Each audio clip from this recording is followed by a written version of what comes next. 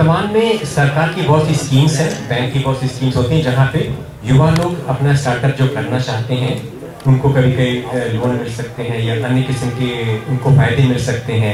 तो ऐसी सरकार की बहुत सी स्कीम्स हैं। इसके अलावा व्यक्तिगत स्तर पे जो बहुत कुछ कर सकते हैं, जो कल मोहित अपने प्रेजेंटेशन में बता रहे थे कि थोड़ा सा ही सही मगर पैसा कैसे कमा सकते हैं ऑनलाइन सेवाओं का फायदा उठाते हैं। तो ये डिस्कशन उस बारे में है।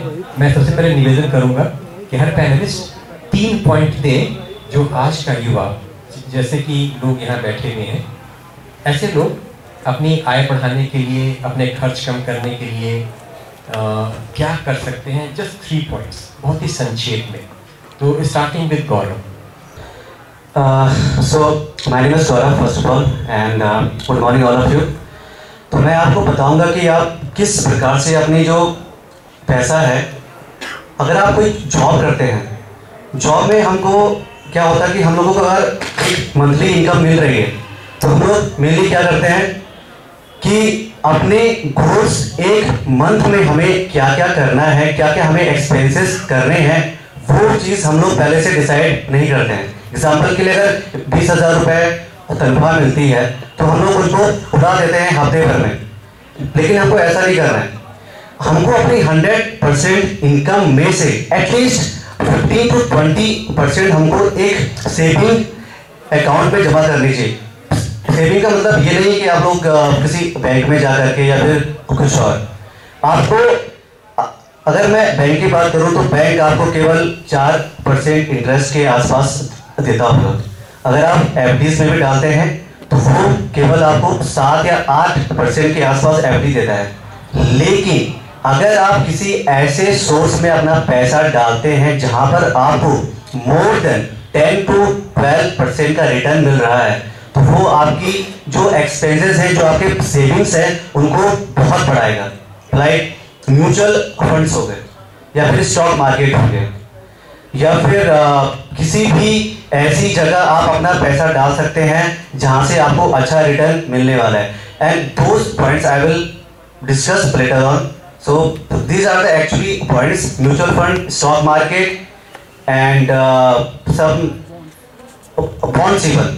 या right. Thank you Gaurav. Over to Vikas. Good morning to all of you. मेरा नाम विनोद विकास दुबे है। फर्स्ट ऑफ ऑल जो है ना, सबको जो है फाइनेंशियल डिसिप्लिन होना चाहिए। यानी कि आप कमाते हैं 100, खर्चा करते हैं 110 से, तो आप at the end of the month आप जो है ना क्रेडिट कार्ड से ही लाइफ जो है बिताइएगा और आपका ना फ्यूचर सेविंग जो है 0 रहेगा। आप हमेशा जो है मतलब लोन का बर्डन में ही रहिएगा।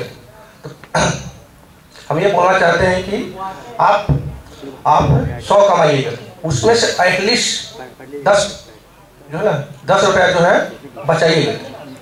उसके लिए बहुत सारा स्कीम है, आपको कुछ नहीं करना है। अपने अकाउंट में जो है ना एक जो है स्टैंडिंग इंस्ट्रक्शन जो है देना है और ऑटोमेटिक जो है वहाँ से काट के आपका जो भी है आरडी म्यूचुअल फंड है, बहुत सारा स्कीम है, गवर्नमेंट स्कीम है, वहाँ पे डायरेक्टली जो है उस डेट को अपने आप चल जाएगा वहाँ पे। और जो है ना और बहुत सारा स्कीम जो है गवर्नमेंट का है जिसके बारे में बहुत लोग अवेयर नहीं है उसके बारे में। गवर्नमेंट उसके लिए बहुत सारा ऐड कर दिए जाते हैं बैंक के माध्यम से, जो है ना उसको हम लोग फाइनेंशियल इंक्लूजन बोलते हैं। जहाँ तक इसका बेनिफिट नहीं पहुँचता है, हम लोग गांव जाके कैंप करते हैं। हम लोग उसके बारे में हम लोग बताते हैं ये जो है गवर्नमेंट का स्कीम है। और मेन ये हमारा कहते हैं हमारा दुर्भाग्य है कि जिसके लिए स्कीम बनता है एक्चुअल में उसको जो है ना इसका बेनिफिट केवल 30% ही मिल पाता है। बाकी जो है 70% उसका मिसयूज करते हैं, जो मतलब उसके लायक जो है नहीं है। जो आदमी उसके लायक नहीं है, मतलब उनके पास ऑलरेडी सब कुछ है, वही लोग उसका बेनिफिट ले पाते हैं। और केवल 30% लोग जो है, जो कहते हैं एलिजिबल हैं, बेनिफिशियरी हैं, उन्हीं को वो सब सुविधा मिल पाता है। Thank you. Thank you Vikas. Over to Dhruv. Good morning. तो आई थिंक पहले टिप ये है कि हम सीख जाए कि हम ये इन्वेस्टिंग कैसे करें। तो फिक्स डिपॉजिट क्या होता है, म्यूचुअल फंड क्या होता है, स्टॉक मार्केट क्या होता है। एक बहुत ही अच्छा यूट्यूबर है, हिंदी और इंग्लिश तो दोनों में बात कर रहे हैं। उसका नाम है अंकुर वारिकू। आप सर्च कर सकते हैं यूट्यूब पे। अंकुर WARIKOO, that's his last name. Yeah, so like same points basically. आप एक budget बना सकते हैं, save as much as possible, and then whatever you save, invest that in low risk, investments, which we can talk about. Very quickly, I want to remember one thing. कई साल पहले ईसा के लिए ध्रुव ने क्राउड फंडिंग की थी। उस समय मुझे यकीन नहीं था कि कोई भी हकलाने के नाम पे 2 रुपया देगा। और काफी सारा फंड ध्रुव ने इकट्ठा किया था ऑनलाइन, जो ईसा इस्तेमाल करता है। और उसके बाद से मुझे यकीन हो गया कि क्राउड फंडिंग में भी बहुत सारी संभावनाएं हैं। एक अच्छे कॉज के लिए आप क्राउड फंडिंग करके भी काफी सारा फंड इकट्ठा कर सकते हैं।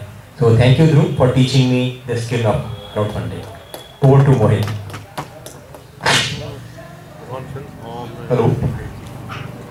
Very good morning to all. So first of all, thank you so much, sir, for giving this opportunity.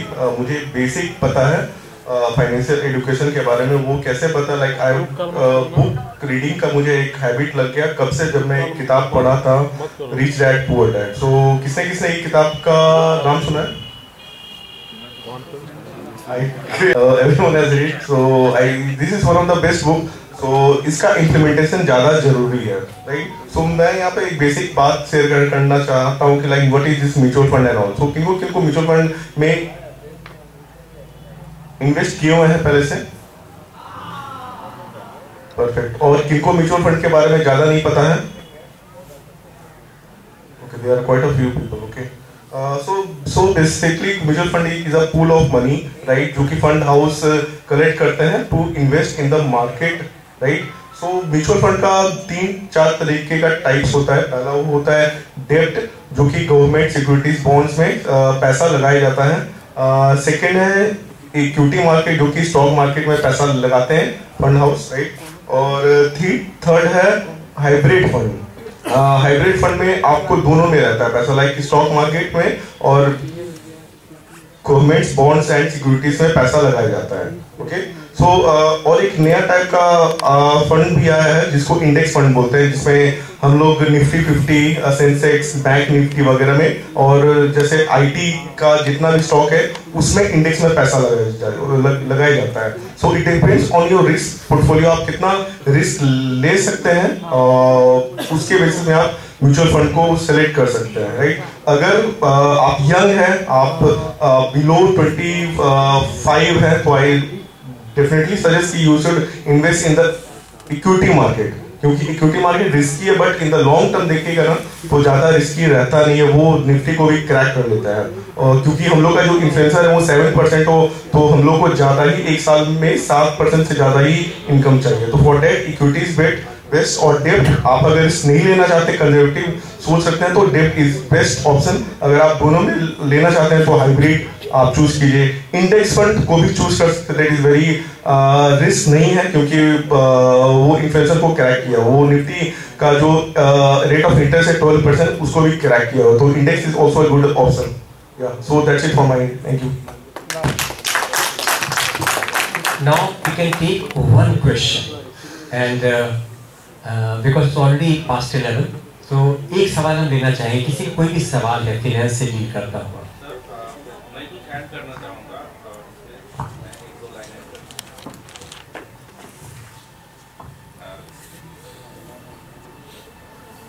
Good morning everyone. तो मैं इसमें एक चीज ऐड करना चाहूँगा, लाइक जो भी लोग स्टूडेंट है अभी कॉलेज में है, तो वो लोग प्लीज इस चीज को अभी ना सोचे, क्योंकि कॉलेज में आपका लाइक एंजॉय करना ज़्यादा जरूरी होता है। और जो लोग वर्किंग है वो पहले अपने अकाउंट में इमरजेंसी फंड आपके अकाउंट में होना चाहिए if you want to invest like for at least next 6 month, क्योंकि म्यूचुअल फंड और स्टॉक्स, बॉन्ड्स, क्रिप्टो करेंसीज ये सब में रिस्क है, और ये सब में आपका फंड भी स्टक हो सकता है फॉर ए लॉन्ग टाइम। तो उसके लिए इमरजेंसी फंड होना बहुत ज़्यादा इम्पोर्टेंट है फॉर द नेक्स्ट 6 मंथ। तो ये 2 चीज़ मैं मेंशन करना चाह रहा था, और बाकी सारे सर ने अच्छा सर थैंक यू। कोई भी काम रिस्क सिर्फ तभी होता है जब आपको उसके बारे में नॉलेज होती नहीं है। अगर आप प्रॉपर नॉलेज के साथ आगे बढ़ते हैं तो स्टॉक या आप हर एक चीज में अपना इन्वेस्टमेंट कर सकते हैं। पहले नॉलेज गेन कीजिए। अगर आप इंजीनियरिंग करते हैं, अगर आप इंजीनियरिंग का कोर्स नहीं करेंगे और आप ऐसे ही काम करके निकल जाएंगे, हाँ practical is very very necessary. Practical चीजों में हाथ डालिए। एक बार हार मिलेगी, 2 बार मिलेगी, लेकिन आप धीरे धीरे जब आप नॉलेज गेन करेंगे प्रैक्टिकल के थ्रू, थ्योरेटिकल के थ्रू भी, तो भी आप हर जगह इन्वेस्टमेंट कर सकते हैं। तो नॉलेज गेन करना बहुत जरूरी है first of all. Okay, thank you so much. So can I ask Dhruv to give a little next input, some more deeper thoughts on that, and then I'll come to Mohit. फिर उसके बाद में विकास आपके पास आ रहा है। Yeah, sure. So I think like you can begin to invest as soon as possible, but yes, having an emergency fund is very important. So comes to come like 6 months or 1 year savings you should have. So let me just share like 3 funds that I invest in, like 3 fund types, and I can get into more details. You can contact me. So they're all mutual funds. There's something called a liquid fund. Liquid fund. It's basically, well, it's also a debt fund. So basically it like invests in bonds, or yeah. So who like knows what bonds are over here? Not many people. So basically, it's a very safe investment, a liquid fund. I can share more, but like for example, the government they takes loans from people, and then basically pays interest on those loans, right? So that's what a bond is. You are giving the government money. Okay. Basically तो a bond that basically ये है कि आप अपने पैसे bank को दे रहे like a fixed deposit, और फिर बैंक वो पैसे कई और इन्वेस्ट कर रहा है, फिर आपको इंटरेस्ट दे रहा है। तो a liquid fund is like that. A liquid fund is like lots of fixed deposits. And कुछ लिक्विड फंड ऐसे भी है जो सिर्फ गवर्नमेंट बॉन्ड्स में इन्वेस्ट करते हैं, तो बेसिकली बहुत ही सेफ है। So you can write that down if you want liquid fund. फिर एक और काफी सेफ फंड है, it's called conservative hybrid. Like Mohit ने अभी कहा कि लाइक तीन तरीके के फंड है, एक डेट फंड है, एक इक्विटी फंड है, और एक हाइब्रिड फंड है जो डेट और इक्विटी का मिक्स है। तो एक फंड होता है जो कंजर्वेटिव हाइब्रिड है, जो मोस्टली डेट फंड है, तो मोस्टली काफी सेफ है, और कुछ परसेंट लाइक 20% और समथिंग वो इक्विटी में इन्वेस्ट करेगा। तो if you just invest in these two, liquid fund and conservative hybrid fund, that's actually quite safe already. It's a slight exposure in equity, but not much. Anyway, so I think the most important thing is to learn more. So, like I mentioned before on YouTube, there's a YouTuber, Ankur Wariku. You can follow him and search more, and of course just ask more questions to us as well. There's also a Reddit Reddit thread. Who like knows what Reddit is?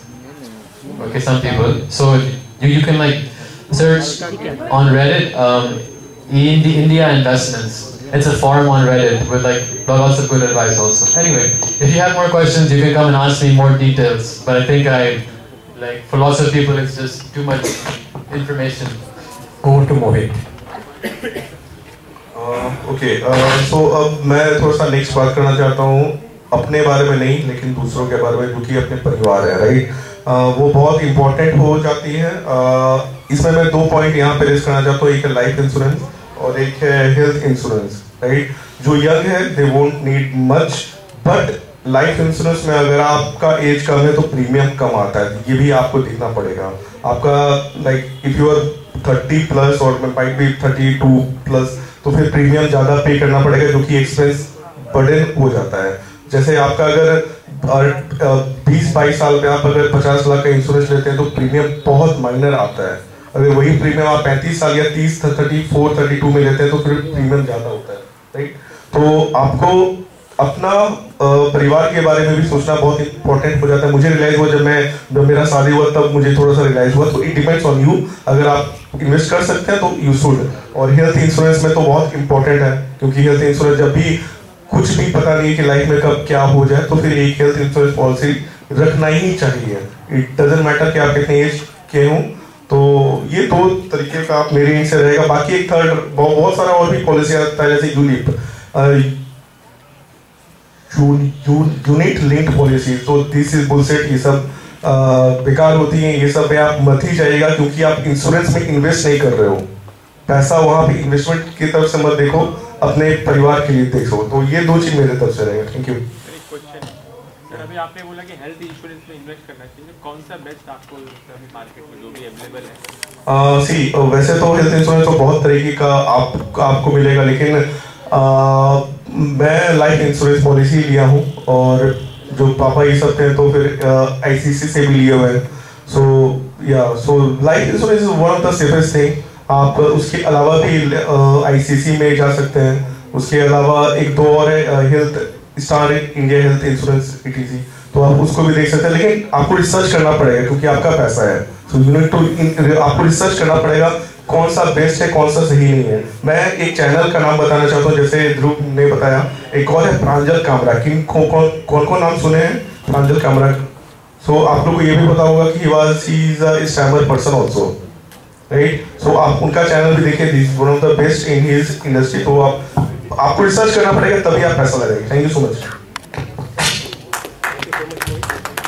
Thank you so much Mohit ये बहुत सारे ideas share कर रहे हैं आप लोगों के साथ इनको आपको जैसे मोहित ने कहा भी कि आपको रिसर्च करना पड़ेगा so don't just listen to someone and just go to the market नहीं बल्कि आप खुद भी रिसर्च करिए लोगों से बात करिए और हमारे व्हाट्सएप ग्रुप में आप शेयर कर सकते हैं आपके जो सवाल है आप ध्रुव से पूछ सकते हैं मोहित से पूछ सकते हैं गौरव से पूछ सकते हैं विकास से पूछ सकते हैं so over to Vikas and then Gaurav and then we'll be winding up this session thank you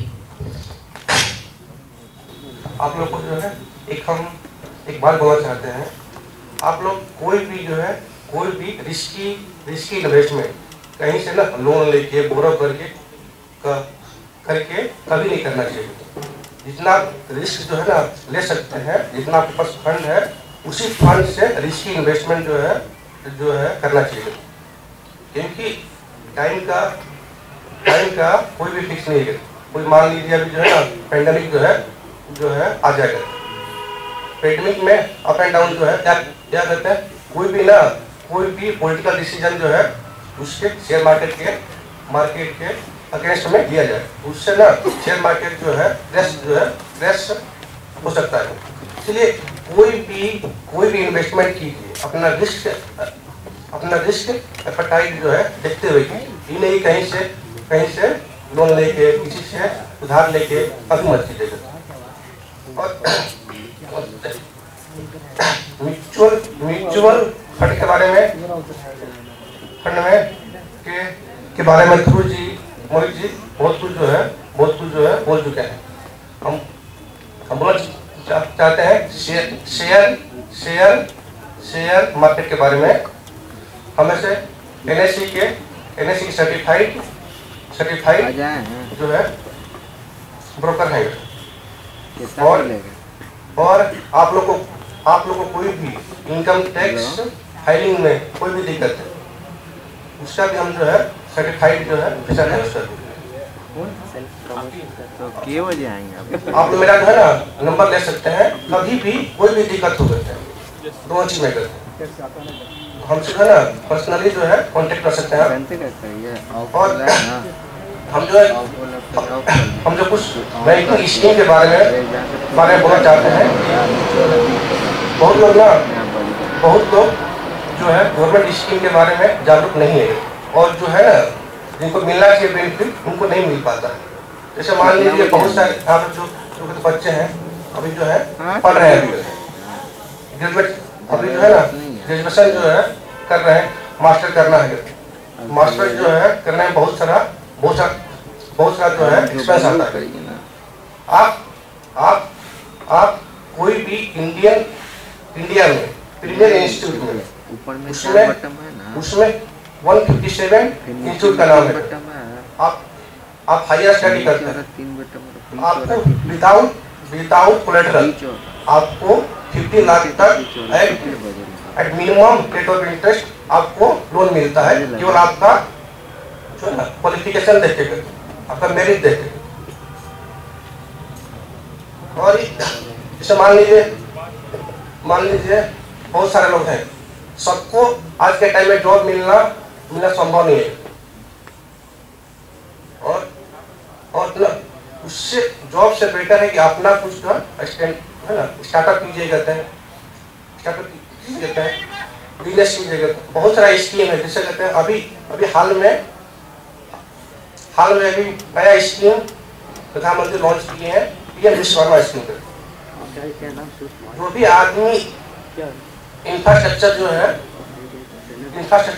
infrastructure development में काम करना चाहता है, मतलब इससे ना देश का विकास होगा, उसके लिए 2 लाख तक का लोन विदाउट कोलेटरल देते हैं,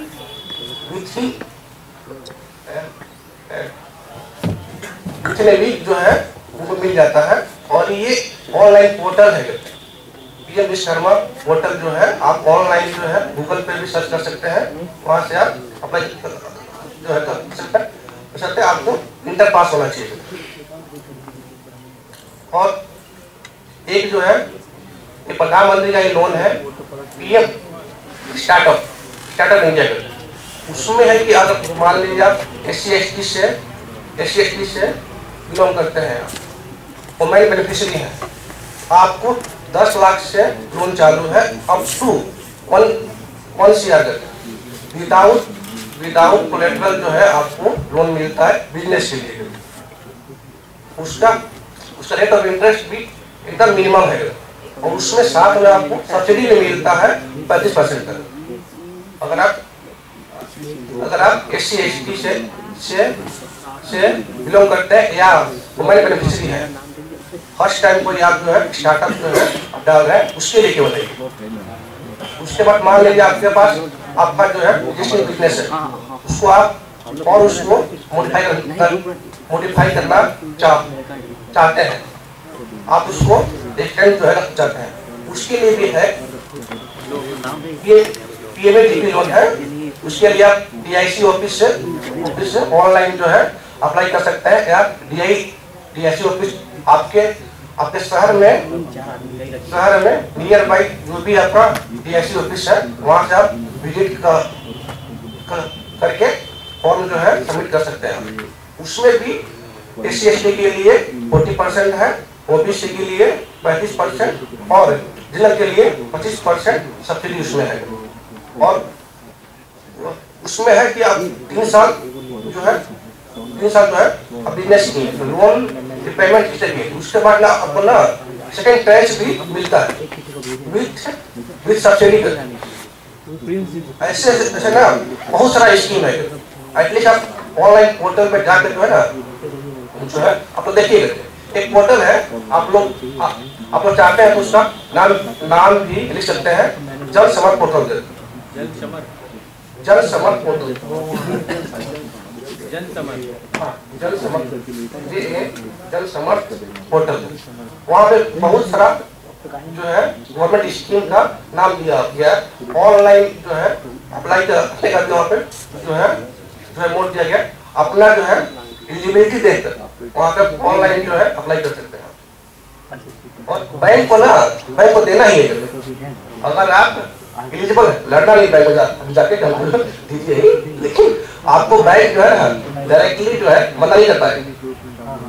अगर आप फाइनेंशियली डिसिप्लिन है, तो इन्हें कैसे आप जो है ना 1,000 का लोन लिया, EMI लोन डिफॉल्ट कर दिए, उसके बाद बोलने के लिए ऑप्शन जो है बैंक को मिल जाएगा। इसीलिए आप जो भी करने कीजिएगा, फाइनेंशियल डिसिप्लिन जो है बहुत जरूरी है। ठीक, थैंक यू। विकास धन्यवाद बहुत बहुत।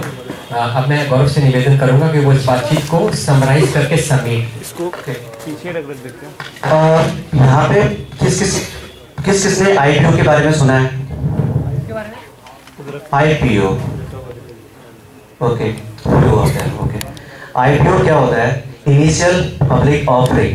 मतलब जब भी कोई नया स्टार्टअप या नया बिजनेस मार्केट में आता है और वो चाहता है कि मैं अपने आप को मैं अपने बिजनेस को और एक्सपेंड करूं, लेकिन मेरे पास पैसा नहीं है, लेकिन मार्केट के पास, पब्लिक के पास बहुत सारा पैसा है, तो वो क्या करता है कि अपने बिजनेस को स्टॉक में लेके आना चाहता है, शेयर मार्केट में लेके आना चाहता है। तो वो अपने बिजनेस को वहां पर लाने के लिए अपने कुछ शेयर्स लोगों को सेल करता है। मान लीजिए कि अगर एक कंपनी है और वो कहती है कि मैं अपने शेयर को मार्केट में लेके आना चाह रहा हूँ, तो अपने शेयर को मिनिमम अमाउंट पर, मानो एक कंपनी आती है और 200 रुपए प्रति शेयर पर अपने IPO को जारी करती है, तो 7 दिन के अंदर जब वो NSE पर या BSE पर लिस्टेड होती है, तो स्टॉक मार्केट उसको बढ़ा के शेयर आपको देता है। मतलब अगर आपने 200 रुपए में उसका एक शेयर लिया है, तो 7 दिन के बाद आपको 220 रुपए भी एक शेयर पर मिल सकते हैं, यानी कि 20 रुपए का मुनाफा आपको होता है। और ये 100% होता है हर एक कंपनी के साथ। तो आप IPO के बारे में ज्यादा से ज्यादा मालूम कीजिए। और एक होता है बायबैक। बायबैक का नाम किसने सुना है? किसी ने नहीं, एक ने सिर्फ। ओके, अभी हाल ही में एक TCS का बायबैक आया था। बायबैक क्या होता है कि मान लो कोई किसी कंपनी का आपने शेयर लिया, ठीक है, 300 रुपए का एक शेयर मिल रहा था, आपने उसको ले लिया। अब कंपनी क्या बोलती है, मैं चाहता हूं कि मैं लोगों से जो उन्होंने मेरा शेयर लिया है, मैं उनसे वापस उसको लेना चाहता हूं, तो वो एक बायबैक जारी करती है। अगर आपने 200 रुपए का शेयर लिया है, तो कंपनी आपको प्रॉफिट कमा के देगी। मतलब आपको बोलेगी कि आपने हमसे 200 रुपए का लिया है, ओके, मैं आपको 210 रुपए दे रहा हूँ और आप अपना वो शेयर मुझे दे दो। और इसमें भी आपको प्रॉफिट होता है। आप चाहे तो 100% प्रॉफिट कमा सकते हैं। अभी मैंने 4000 का प्रॉफिट विदिन अ वीक उसमें अर्न किया था TCS के बायबैक में। तो बायबैक के बारे में भी ज्यादा से ज्यादा मालूम कीजिए, IPO के बारे में भी। ठीक है, बस यही बोलना चाहूँगा। Thank you. Thank you Guru. Dhruv, you want to have some concluding thoughts? Sure. ठीक है. So I mean, just to say, IPO ठीक है, but just be careful. अगर वो कंपनी like नया कंपनी है, तो उसका शेयर प्राइस भी गिर भी सकता है. Yeah, so do your research.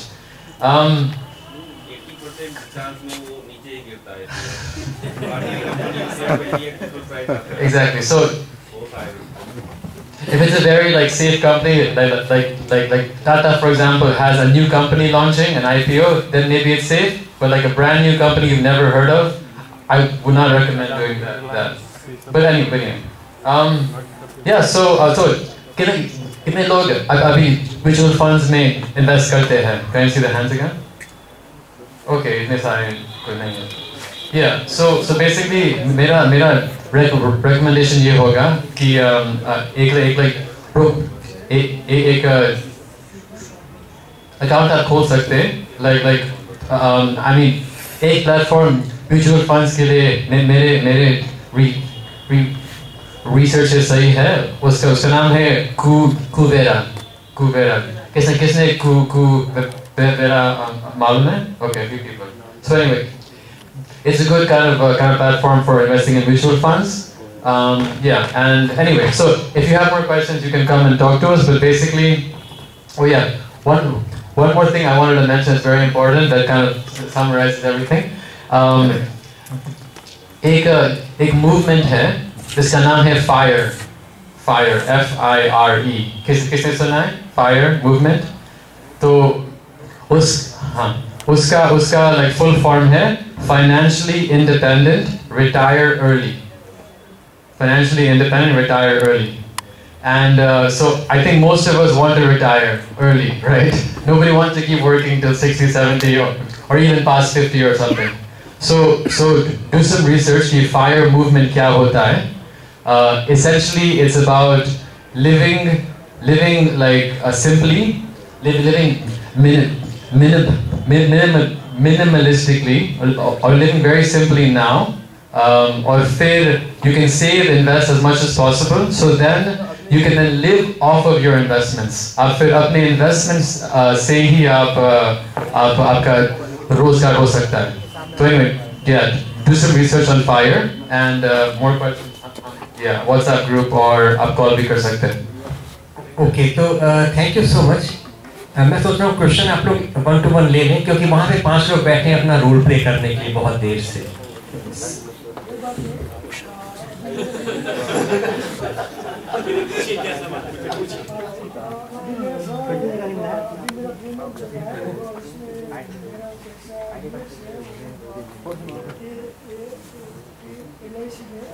क्या बात?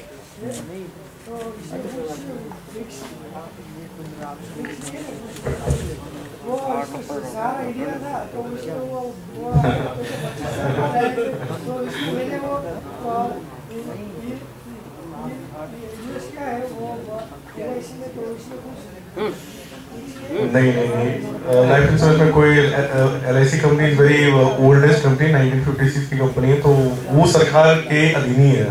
तो सरकार के अधीन जो कंपनी होती है तो रिस्क नहीं रहता है. तो वैसा LIC में कोई रिस्क नहीं. सहारा एक प्राइवेट फंडेड कंपनी थी, दैट्स व्हाई वो रिस्की है था.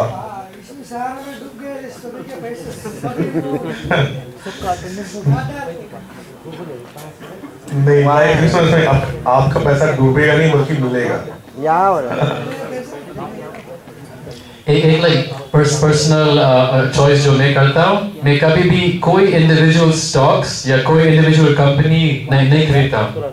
मैं सिर्फ इंडेक्स फंड्स खरीदता हूँ जो सब लाइक निफ्टी 50 है, निफ्टी नेक्स्ट 50 है, मिड कैप 150 है, जो मिडिल कंपनीज है, मैं सिर्फ वो खरीदता हूँ. कोई इंडिविजुअल स्टॉक्स मैं नहीं खरीदता because there's more risk there. पर एक इंडेक्स में आप सब कंपनीज खरीद रहे हैं, तो एक कंपनी फेल होगा, एक और कंपनी आएगा वो इंडेक्स में, तो it's less risky than investing in individual stocks.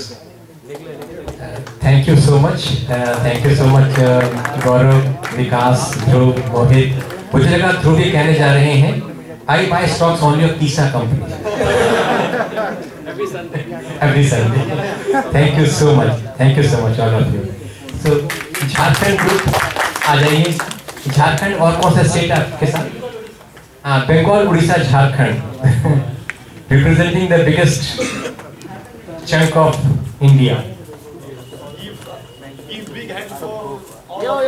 Yes.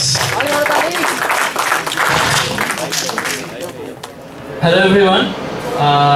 We are from Bengal and Odisha, and 3 of us are from Bengal and 2 of us from Odisha, and we are playing a short story of a boy and a girl who came to know each other from Facebook, and they exchanged their phone number, and they started chatting in WhatsApp, and after a long period they started falling in love, and and what happened, they both of them hide that they are stammerer, and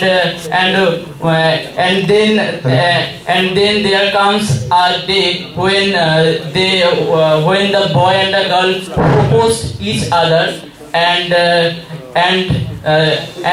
इसी तरीके से इस story का आगे बढ़ते हैं, और ये रोल प्ले करने जा रहा है। जो लड़का का रोल है वो ये प्ले करेगा, लड़की का घर वाला का ये, और लड़का का जो घर वाला है और ये। तो इस तरीके से हमारा स्टोरी शुरू करते हैं।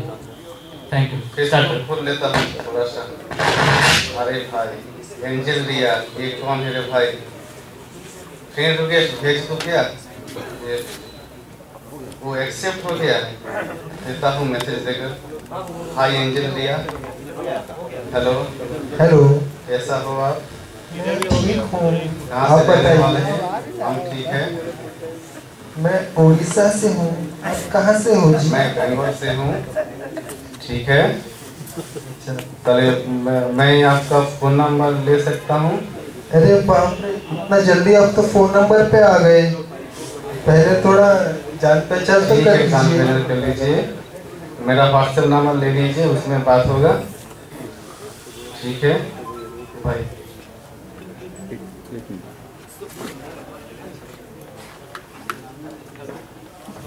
Hello. So WhatsApp number were exchanged, and इसी तरीके से उन लोगों का पास में भी बातचीत बढ़ता रहा, और दोनों ने डिसाइड किया कि उन लोगों को ऑफलाइन पे मीट करेंगे।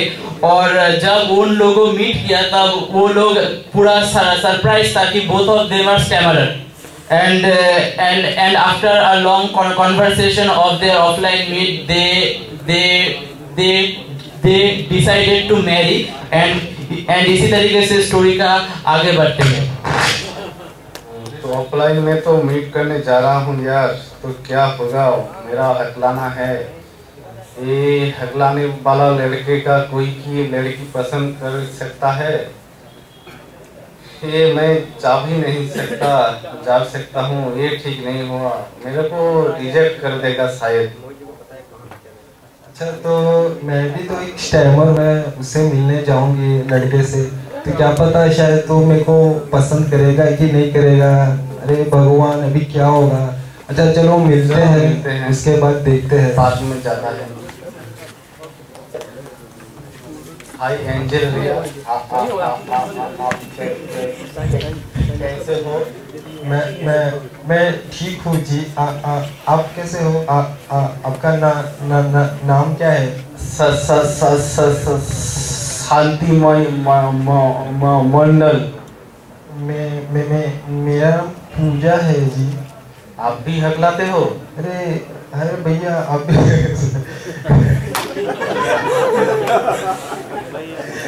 वो आप भी हकलाते हो? क्या हुआ? मेरा हकलाना बचपन से, आपको ही बचपन से है? हाँ जी, मैं भी हकलाती हूँ।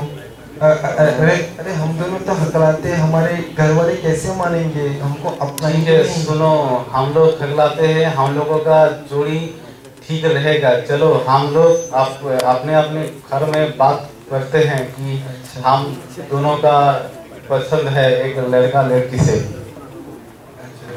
तो इसी तरह इन लोगों ने घर में बातचीत किया, लेकिन लड़का वाले का भी और लड़की वाले का भी कोई भी घर वाले मानने के लिए तैयार नहीं था, क्योंकि हमारा son in law daughter in law हकला होगा। और इसी तरीके से वो लोग और भी बहाना मारा कि आप लोगों की जो बच्चा होगा वो भी हकला ही होगा। तो इस तरीके से उन लड़का और लड़की दोनों ही घर में बोलने की कोशिश करता है। मम्मी पापा, मेरा एक लड़की पसंद है। वाह बेटा, मेरा बेटा जवान हो गया। तो उस लड़की का एक स्पेशल एबिलिटी है, तो मेरा जैसा ही हकलाना की आदत है ना, वो लड़की भी हकली है। अरे भाई, सब कुछ मेरा ही कपाल में क्यों होता है? अब मैं हर किस नहीं मानूंगा ये शादी। क्यों? भाई मेरा कुछ समाज में कुछ नाम है, तुम्हारे नाम सब डुबा दोगे यार। ऐसा कैसा बेटा पैदा कर दिया मैंने। ये तो ठीक हुआ ना, मेरा जो प्रॉब्लम है उसका सेम प्रॉब्लम है, वो सेम ठीक रहेगा। नहीं, फिर भी मैं ये शादी कभी नहीं मानूंगा। तो मेरे मम्मी मैं आपको ना एक बात बताना चाहती हूँ। मैं ना एक लड़के को पसंद करती हूँ बहुत ज़्यादा, बट उसमें ना एक दिक्कत है कि वो भी ना हकलाते हैं मेरी तरह। नहीं, ये नहीं हो सकता। तू भी हकलाती है, वो भी हकलाता है। अगर बच्चे पैदा हुआ तो वो भी हकला होगा तो समझ क्या सोचेगी। अगर तुम दोनों कहीं पर ट्रेन का टिकट निकालने जाओगे तो तुम दोनों पा बोलते रहोगे क्या? कोई तो पार्टनर बोलने वाला चाहिए ना।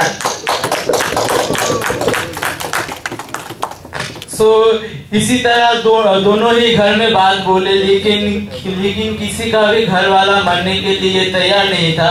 तो उस दोनों ने डिसाइड किया कि उन लोगों भाग के शादी करेंगे एंड उन लोगों का भाग के शादी भी हो गया और they were very happy in their life. But कहीं ना कहीं उन लोगों को एक गिल्टी फील हो रहा था कि हम लोग हमारे पेरेंट्स से दूर है और हमारा पेरेंट्स हमें एक्सेप्ट नहीं किया है। तो इसी तरह 2-3 साल बाद उन लोगों का एक बच्चा भी हो गया and to their surprise this time the son was not a stammerer and so they decided to came back to their home and requested their parents to accept them and now the story will be played. Papa mummy कैसे हो? अरे भैया जीते, मेरे बेटा जीते रहो। ये आपका भाभी है। जीते रहो।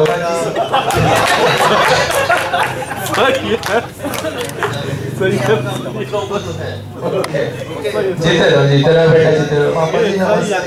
देखो ये 6 साल का बच्चा है मेरा, हम लोगों का बच्चा हो गया है। बहुत साल बाद आप लोग हम लोगों को एक्सेप्ट नहीं किया, इसलिए बहुत साल बाद आ रहा हूँ। देखिए ये हम लोगों का बच्चा है, लेकिन ये स्टेमरिंग वाला बच्चा नहीं हुआ, ये नॉर्मल स्पीकर हुआ है। सच में बेटा? पूछो ना।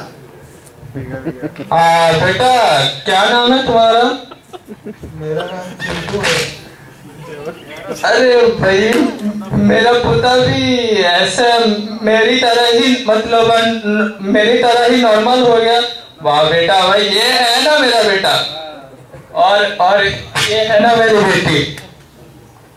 तो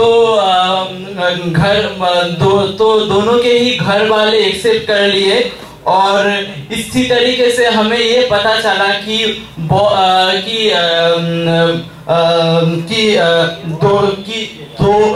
दोनों ही अगर हकला होगा तो इसके मतलब ये नहीं कि उनके जो बच्चा है वो भी हकला होगा। तो हमें इस टाइप की जो सोशल स्टिग्मा है इनसे बाहर आना चाहिए और ये रियलिटी जो है उसको एक्सेप्ट करना चाहिए। Let us live and let give the opportunity to give opportunity to others to live. So last में बोलना चाहूंगा कि हकलाओ मगर, हकलाओ मगर, हकलाओ मगर। Thank you everyone for giving the attention. I hope you guys like this short story. Thank you. आप पांचों अपना नाम बता दीजिए एक बार। आप लोग को फिर से मैं ताली बजा के धन्यवाद करना चाहता हूँ। आप पांचों। तो मेरा नाम है अभिजीत मंडल और मैं वेस्ट बंगाल से हूँ। मेरा नाम है विश्व महातो, मैं वेस्ट बंगाल से हूँ। अंकुमय मंडल, मैं वेस्ट बंगाल से हूँ। मेरा नाम राजीव बर्ला है, मैं उड़ीसा से हूँ। मेरा नाम धर्मेंद्र धरुआ है और मैं ओडिशा से हूँ।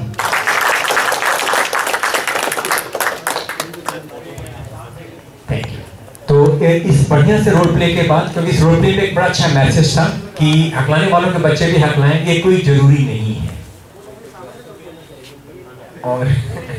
और जो नहीं हकलाते हैं उनके बच्चे ना हकलाएं, ये भी जरूरी नहीं है। मेरे फादर नहीं हकलाते थे मगर मैं हकलाता हूँ। मेरे भाई साहब नहीं हकलाते हैं, लेकिन मेरे भाई साहब जो नहीं हकलाते हैं वो 3 दिन से हम लोग को झेल रहे हैं। इसलिए 5 मिनट उनके बनते हैं, क्योंकि वो कुछ धन्यवाद भी देना चाहते हैं आप लोगों को और कुछ अपने विचार भी आपके साथ बांटना चाहते हैं। तो श्री नागेंद्र कुमार प्रयागराज से।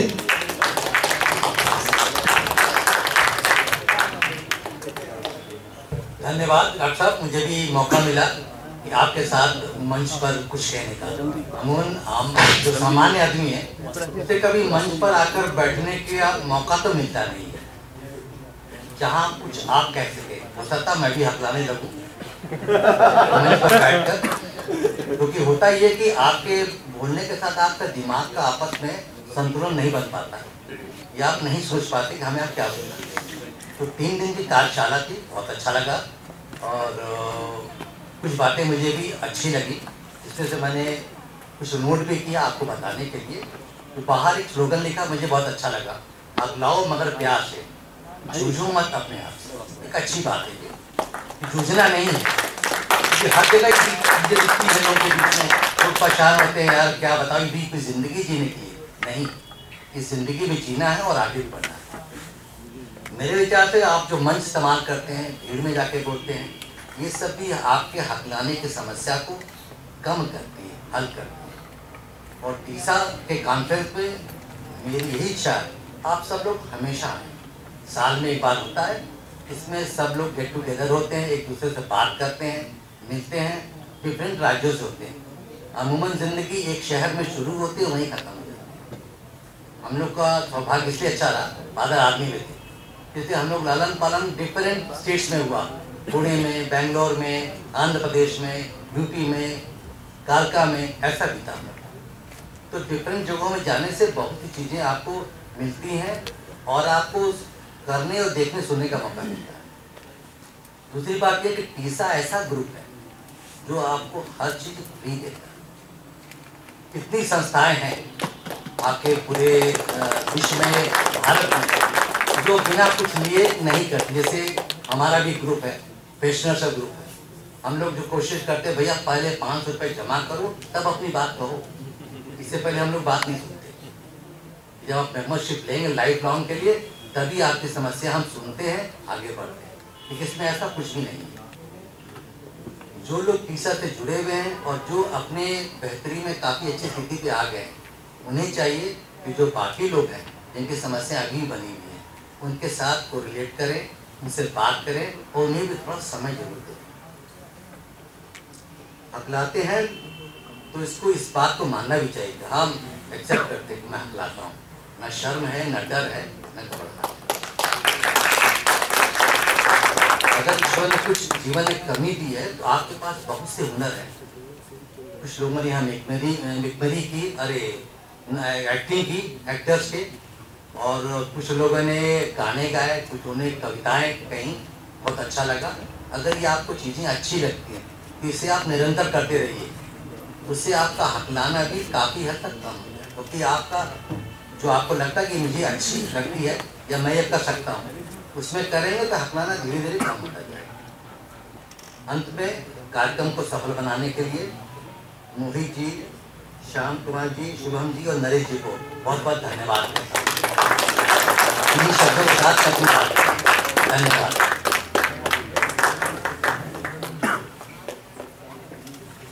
और लोग रह गए। थैंक यू सो मच भैया, आपका बहुत आभार है और आपने बहुत सारा अमूल्य समय दिया हम सबको। तो आप सबकी ओर से, सारे सहभागियों की ओर से आपको नमस्कार और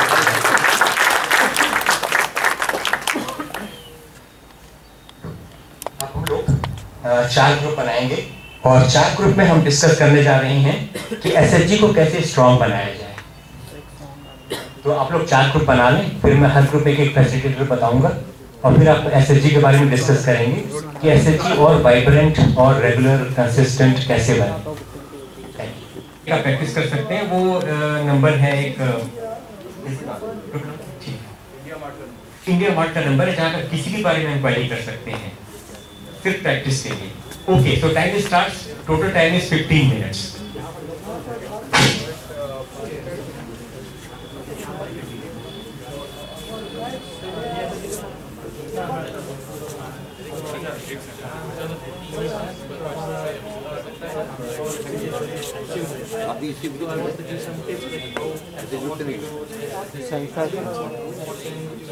जीवन